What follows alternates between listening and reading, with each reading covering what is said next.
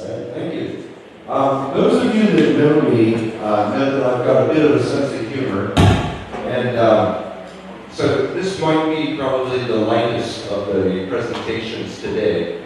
I've got a lot of cartoons to go through because that's an easy way to express kind of what I experienced with this solar eclipse in the United States this last year. I have to say that as an eclipse chaser, TSE 2017 was very different. Only from the point of view of how interested people got and how much the press suddenly became very, very interested in this. And I had to get a picture. I was in Kentucky for the eclipse, where obviously spelling and grammar are not important. But I showed up with several hundred eclipse glasses and didn't realize how much of a commodity they actually were. I started handing them out the morning of the eclipse at a site. We had over 3,000 people show up at a drive-in theater. And they were trying to sell it at $20 per pay, which I'm not quite sure what their intent was for that. In Chinese, okay. The solar eclipse across the United States, I thought, okay, it'll be fun. A lot of people can just come and see it, including a lot of my family that's never seen the eclipse. They always wonder why we travel so far. And then I found out in the months previous to the eclipse, the USA is a media-driven country, or at least the media would like you to think that. And they had started a nationwide hunt for eclipse experts. I started getting calls and emails, and I currently live in Jamaica. And I use that as a great excuse not to be on TV, not to be on the radio, not to be available for interviews, but yet they still persisted. They even wanted to come to Jamaica with a TV crew. And I said, well, I live 5 hours from the nearest airport in the jungle. And they said, that's not a problem. Okay, but they didn't show up, fortunately. I'm not sure whether or not they actually were waiting on their way there or not. And so the first question was, how do you determine just what is an eclipse expert? And so here's a cartoon that kind of answers that one. You become an eclipse expert, you go to one. You're an eclipse expert. Can you make any money at it? I was actually asked that question, and the answer is, of course not, unless you're a travel agent doing very large groups. So the website that I run, eclipsechasers.com. Originally, I set that up in 1999 as a tribute to my father, who caught me hooked into eclipse chasing. Back in '72, we went to our first one, and he enjoyed it so much we kept going. And after his passing, I kept going further with it. And it turned out the Eclipse Chasers was a true web. It attracted all sorts of people that wanted to know information about the eclipses. And what they really were interested in was local contacts. So they would call me up or send me an email or a text, and they would say, who in the name of town, name of state, is an eclipse chaser? I don't know. Well, you got this list of eclipse chasers. I said, none of that information tells you where they're from. It just simply says how many eclipses they've seen. And I don't even store their email address or contact information. So I have no way to get you in touch with any of these people. The media didn't accept that answer. And they kept pounding and pounding and pounding. And finally, NASA and the AAS did put together a really nice set of information, lineages off to different experts, and the pressure kind of dropped off a little bit. And in tribute to Rick, when he went through, I did this cartoon. And these are the kind of questions that you get from the media when you're up there. And of course, his comment is, why did I agree to do this, you know? But it amazed me the type of questions that people would actually ask, thinking these were insightful, good questions. And so when the corona-haired president of the United States said fake news and all this kind of stuff, I suddenly realized, I think I understand what he's talking about. So here's a great question I got. So what's a typical eclipse chaser? And my answer was human. And they said, no, looks like a bunch of furry old guys. Another question I got, are all eclipse chasers old white guys? In my mind, I'm thinking a little brat. Most of these people that were calling were in their 20s, journalism majors. They had no idea what the word eclipse even meant. And so they were always asking some silly question after another. And given the politics in the United States, they asked, will the solar eclipse unite the country? And I thought about that one for a second, and then I finally came up with a good answer. No, there's going to be some that will see totality and some that don't. That's going to be the dividing point from that point, seriously. And of course, they wanted entertainers.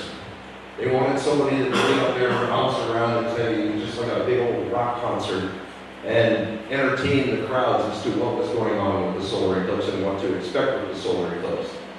As an eclipse chaser, I'm not a rock star. I can't do that.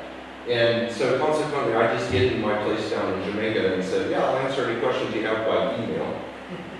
And then I refer them over to other people, specifically to the AAS and the NASA website.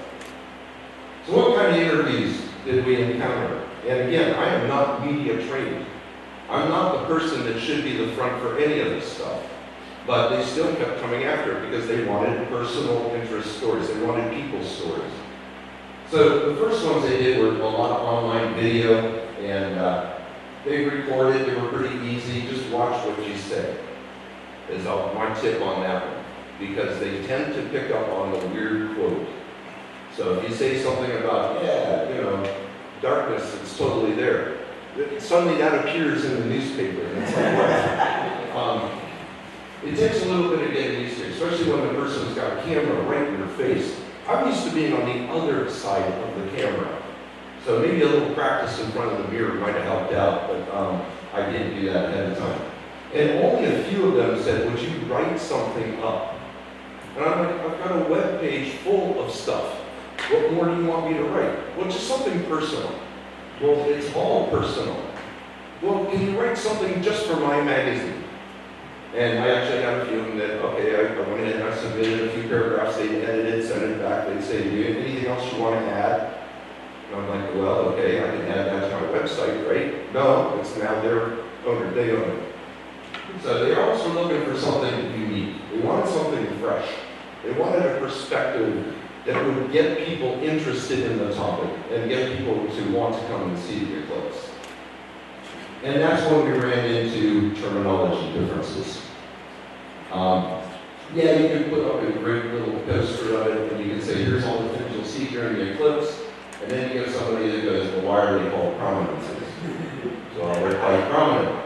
And a prominent astronomer is the one that named it. And of course, we could go with something Greek, or even stranger, that was suggested.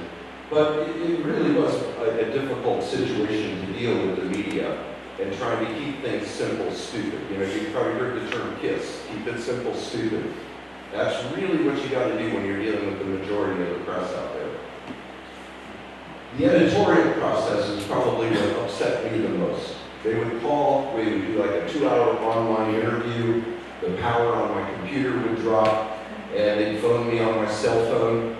In Jamaica, you pay for receiving phone calls from the United States. They got a great way of making money.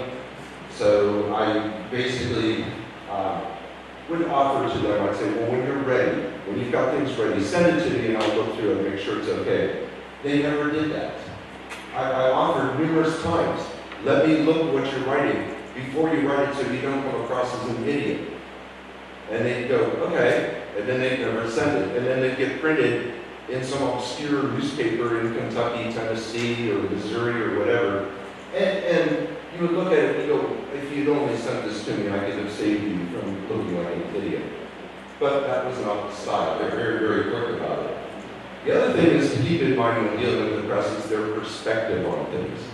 One of the questions I was asked is, what could possibly go wrong during the eclipse? And of course I'm thinking, well, lots of things. We could have clouds, we could run, the batteries could run out. We could have problems getting online, the automatic lights might come on. And what are they thinking about? Planes falling from the sky, car wrecks. They wanted to hear about possible disasters. And unfortunately, I couldn't provide any examples for them of an example of a disaster other than maybe the nuance of Turkey where they said the eclipse caused the earthquake in '99. Again, in 2006, there was an earthquake. But then when you look at Turkey, they have an earthquake like monthly. So did the eclipse cause it? No, of course not. But dealing with the press, you do have to keep in mind what they're looking for. They're looking for excitement. They're looking for something that is going to give them a unique take on the whole situation. And, wrong button, I did it. And then they came up with some interesting terminology too. I was asked about shadow snakes. And, you know, that one caught me off guard at first because I was like, what on earth are they referring to, shadow snakes? Oh, shadow bands. Well, shadow bands doesn't sound as good as shadow snakes. And this girl actually goes ahead and she says, will we be able to see the shadow snakes in the city? Because we don't have any snakes in the city. And yeah, okay. And then we got into the terminology differences between the greatest eclipse and the greatest duration. And I was afraid we'd have the Hatfields and the Poys suddenly coming up again, starting to shoot at each other as to which one was the best place to go see the eclipse. Of course, my answer to them when they would say, where's the best place to see the eclipse? I said, under clear sky. And they were hoping that I would give them a specific geodetic location so that the entire world could gather there. And anywhere along the eclipse path that's clear is the best place to see the eclipse. Where's the worst place to see the eclipse? Under cloudy skies. They didn't like those simple answers. And as I say, for me, the cartooning was a simple way for me to kind of get even with the press and come back and say, oh, you fools. Here we go again. We got the map that shows the greatest eclipse and the greatest duration. And you'll notice up there in the corner, the cloud was not invited. So what kind of types of interviewers that I run into, that was probably the most interesting spread of people that I've ever dealt with related to the eclipse. Some were interested in the tourism aspect of it, some in the scientific, some strictly on the entertainment, and then there were the religious ones. And is this the end of the world? Is this the apocalypse sign? It was kind of scary to talk to a few of those people because they were really looking to be able to say, he's predicted the end of the world will be August the 21st. And I said, well, I hope it's after totality passes my location. The enthusiasm of the interviewers were a little different. Some of them, initially they started off with like, well, I was given this assignment, I'm an intern here, and so what's so big about this eclipse thing? Well, how do you answer that? Your personal enthusiasm is the only thing you've got. You can come back and say, they're the coolest thing you're ever going to see. And they go, And this is like some goth kid that's talking to you about, you know, what is it like? Well, it gets dark during the day, and suddenly they're interested. A few of them, and only a few of them, actually at the end of the interview said, I'm going to apply for some time off to go see this. Or I'm going to do what I can to get to the eclipse. And I think Glenn mentioned this yesterday. That's one of those things that makes you feel really good. Like I may have gotten through to somebody, but they actually appreciated the idea of going to go see a total solar eclipse. I did talk to a few of them after the eclipse, and I said, what'd you think? And they all said the same thing. Wow. I said, hey, you're the people that are in charge of the words. You're the people that write this stuff. Couldn't you come up with something more eloquent? No. And you wanted me to do this ahead of time when I'm an engineer scientist guy that does computer programming? Why ask me these questions when really you want to talk to a poet or an artist? So before the eclipse, there was a lot of interest on the locations and the selecting of locations. And when you went around the farms and things like this and started to talk to people, the first thing they thought of was, I can make money with this. And that's, I guess, the classic American attitude about things, is that yes, you can make money at it if you know what you're doing. So when the ultimate place to be for the eclipse was identified down along the Carbondale area, suddenly farmers decided they were going to plant corn and soybeans, they were going to plant eclipse chasing tents. Because August 21st would be normally harvest time, but this time they could harvest eclipse chasers. And actually ran into a guy that kind of looked like that too. They thought he was going to get just rich as crap off of that and retired, not have to do anything more anymore. Social media was really a key factor for this past eclipse in America. A lot of the reporters were aware of what was going on through social media. They had some good information, a lot of bad information out there too. But there was a lot of excellent information in terms of maps, camera tips, observing tips. And through the efforts of just maybe a few people, most of which are in this room, a lot of people gained good information related to that eclipse. Unfortunately, it wasn't always the best information that got out there about the eclipse. It turns out that if you do a very scientific YouTube thing, don't add up the hits. Or maybe you can add them on one hand.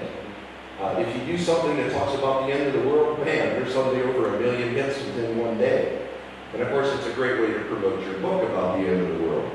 But you have to wonder about anybody doing something along those lines. The key when you're doing these kind of things is just have fun with it.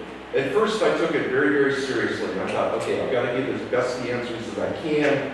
I've really got to try to convey the proper information to them. And then they would leave my talking to me and they'd say, well, I'm talking to another guy. What's his name? How do I pronounce this? It's Fred Eastby. And it's like Espinac.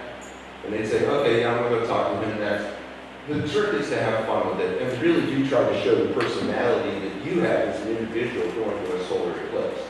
And this is a picture actually at the drive-in theater where they handed me the microphone and they said 3,000 people are listening.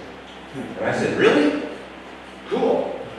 So here in Kentucky, I took the microphone and I said, well, first contact has already taken place. That's the beginning of the eclipse. We've got just under an hour to go for totality, and you all get to see the eye of God. And then I thought to myself, uh-oh, I'm in deep religious territory here. And you know what? They all smiled.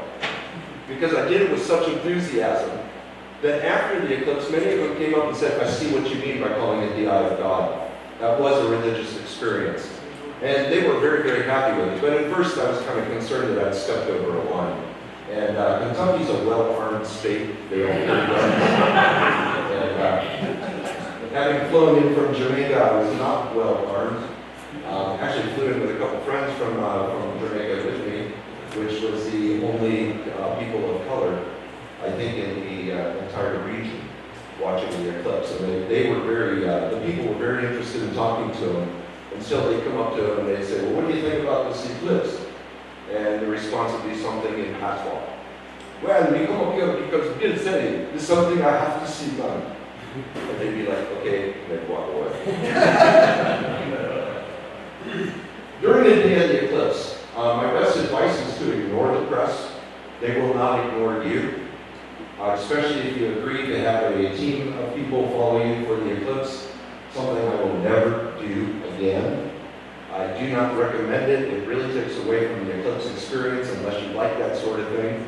I'm not very keen on having the press hanging on every little word that you might say. I had the BBC and PBS following me around with a camera, and I'm thinking to myself, I've got to watch my language. I can't say anything off color. I can't even joke with people too much because that'll be taken out of context and incorrect. But my advice is to ignore the press. This was a picture by one of the BBC gals while I was ignoring them. And they're looking for drama.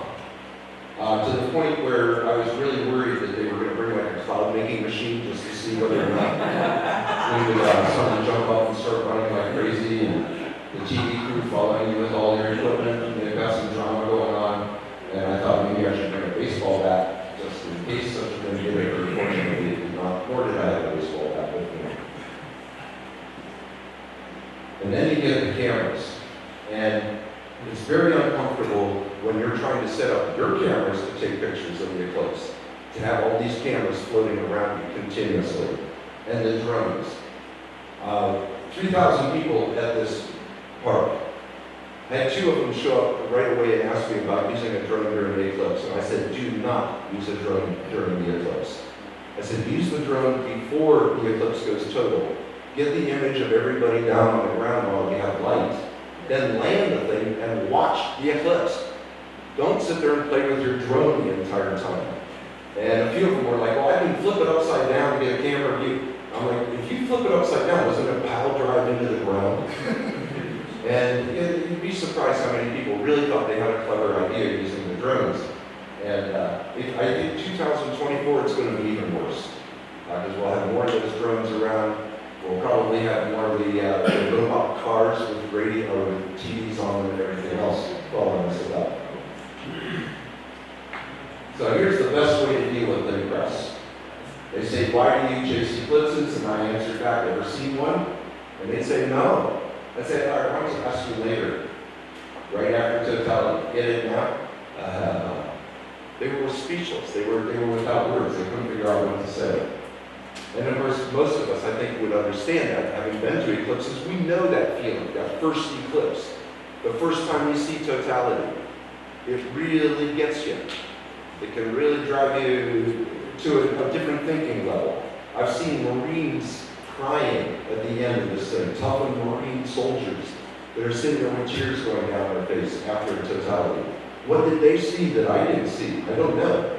First eclipse I saw, my first thought was, what would you do if you didn't know this was coming? And I knew it was coming, and I had already goofed up my camera. Like most of us probably had that experience at least once. The other bit of advice I can give you is to try to put some information down in writing so that you don't get the same question over and over and over again. And so you set up the little plot there, tells them what time the eclipse is going to start at, what time it's going to be over with. And you know, there's a movie or a TV series about eclipse that involves vampires. I was not aware of this. And apparently there's some vampire thing with an eclipse theme or name to it. And actually I had one of them come up and say, will the vampires come out during totality? And I said, well, did they come out last night? Because if they did, they probably would come out for a short duration of totality. We better get inside quick. The other thing is, though, when you're dealing with the press and a large crowd, do not offer to help with cameras. Because just before totality, what's going to happen?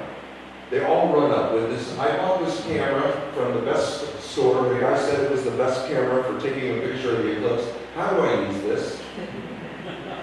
And you know, you're obligated to try to help them out a little bit, but at the same time, when a guy comes over and brings all these pieces and parts and says, how do I put this together 2 minutes before totality, you tell him, don't.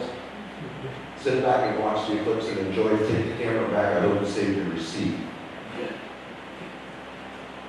Now, I can't say it's all bad dealing with eclipse. These were the young gals they sent over from the BBC to tail us. And at first I was a little concerned that, you know, we'd have some reporters come along. And then these two girls showed up. I'm going to tell you what, my Jamaican friends were very impressed. They were like, yeah, tall man, good deal. So they were actually very, very nice. They actually drove all night long from California, where they're based, to get out for the day before the eclipse because we had some media events in the local town, and they wanted to have all that as part of their documentary. They also requested that we shoot film down in Jamaica before we left, with some of the guys from Jamaica, asking them what their thoughts were about the eclipse and about looking through telescopes and things. And I know they couldn't use any of the footage I created because they couldn't understand a word of it. They did do some interviews while we were at the eclipse site in Kentucky, and none of those guys were good on camera. I thought I was bad. These guys were really bad. And so again, I don't know what kind of footage they're actually going to use. They said they're going to be producing this documentary over the next couple of years. And I think their plan is to have it come out just before the 2024 eclipse. I offered to have them come along if they wanted to travel to any of the future eclipses we're going to. Before totality, they said, well, we'll see. After totality, they said, well, we'll see. They had a whole different emphasis on that. So it was a fun thing to do, I'll say that. It was fun to deal with the press. They weren't all bad. They just are a bit dim, pun intended, when it comes to eclipses, astronomy, and science in general. These are journalism majors. These are the people that in high school, when given the option not to take a science class, took it and did not take the science class. Instead, they took a class on creative arts or something like this. So when you would start to talk about the motion of the moon and its dynamics and everything else involved, you'd see their eyes gloss over. They wanted to hear about the poetry and the music and the beauty of the total solar eclipse. And as I told them, an engineer is the last one you want to talk to. Because to us, it's all about the beauty and precision of the mathematics, the physics that are involved, and the things that we absolutely enjoy the most about eclipses. And so it did have a little bit of difference on that, friends. But I will tell you, if you get the chance, go ahead and work with the press. Just stay within your comfort zone. Don't jump up and try to do something you don't want to do. An example, 3 days before I left Jamaica, Good Morning America, a TV program that's in the United States, it's mostly just a funny morning show, called and said, we'd like to do an interview of you before you leave to go for the eclipse, and we'd like to follow you during the eclipse. And I said, well, that slot's already been taken, but if you want to do the interview before the eclipse, we can do this online. They said, oh no, we'll send a television crew. Now, I'm going to back up a second. How did they find me? Well, I got a phone call from my daughter saying, there's some people looking for you. They had called her and said, because her phone was listed. Mine's not listed. All I carry is a cell phone in Jamaica. I don't even have a U.S. phone number. And so she had called and said, these people are looking for you, and they want to interview me. And I said, well, good, because they need to have more women involved in this, instead of just a bunch of old white guys, because that's how we get that reputation, by the way. And I said, why don't you go ahead and do it? And she said, absolutely not, I couldn't do that. I'd be scared. And I said, well, okay, I'll call them. So I called them up and I said, I understand you wanted to talk to me. And they said, yes, we do. We'd like to send a film crew. And I said, well, I'm in the jungles of Jamaica. And they said, no problem. I said, that's what we usually say here in Jamaica when there is a problem. Where's your film crew based? In Kingston. And they said, no, in Miami. I said, so they're going to fly to Kingston. That's a 5-hour drive to where I live. Through terrible territory. Through roads that, as we say in Jamaica, them roads done crappy. It might take them a few more hours with the equipment they want to bring for this thing. I don't recommend it. They said, oh, no problem. We'll go ahead and do this. And then I said, well, there's a riot going on, and they've got the road blocked off with burning tires. And they're like, really? Well, I said, yeah, you might want to cover that instead. And they said, no, this is for Good Morning America, and we're doing this eclipse thing. And I was like, okay.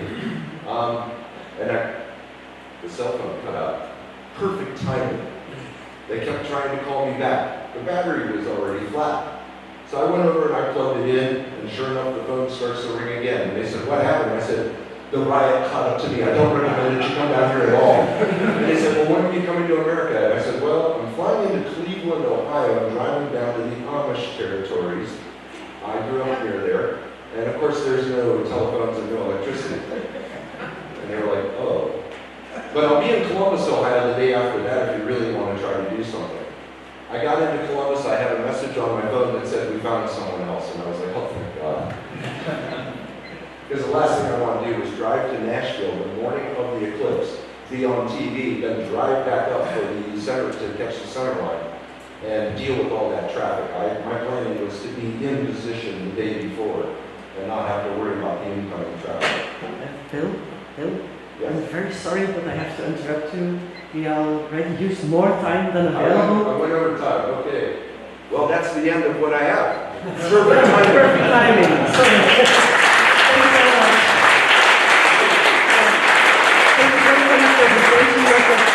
Thank you for your presentations. Your cartoons are truly an exceptional way to bring out the message. Yes, well, cartoons are fun that way. And as I say, for me, it's a way of venting my disdain. That's not a good word. My love of the press. How's that? So, thank you very much.